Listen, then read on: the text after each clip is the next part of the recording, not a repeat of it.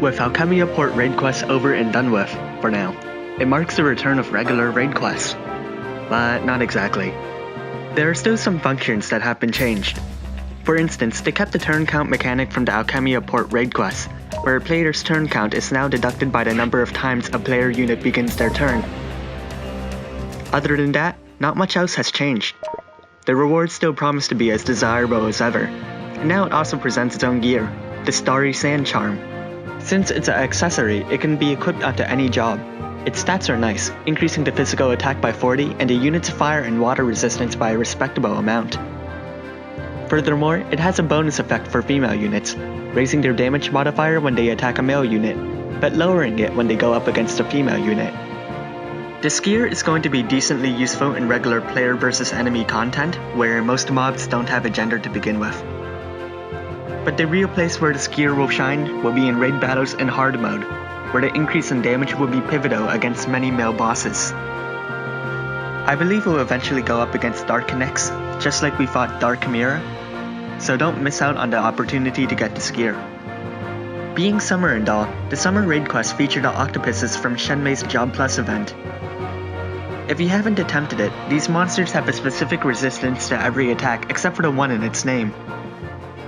Thankfully, these raid quests only feature one type as a boss, so it'd be easier to build a team in preparation for it.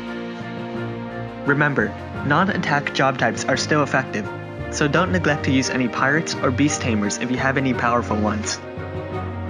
Being a raid quest and all, it is a competitive-based event. Players compete against each other to defeat as many monsters in the time span to earn, well, titles. But while those are nice to show off, the real reason to play it is the featured rewards each player can get on their own. Alchemist ports are still involved in the competitive scene, but it's not something you would have to worry about on a regular basis. Furthermore, we can now finally use up those Alchemist port coins, so that's a nice benefit. You have to spend quite a few zenny to upgrade the Alchemist port shop though. Regardless, the regular raid quests are still something to remember to play. The entire event lasts for the remainder of the week, and that isn't enough time to get that far on your own. Thankfully, we can now once again rely on the aid of other players, outside of our own Alchemist port. On another note, we've also received new hard quests, for Theresa, Hozuki, Judith, and Sharon, which means we can get their shards 3 times per day. We also have an EX quest released for Zwei, so lucky Zwei players will get to farm her shards at a staggering 1 shard per day. But every bit helps, and it's nice that Gumi has released so many as hard quests for the less fortunate player base.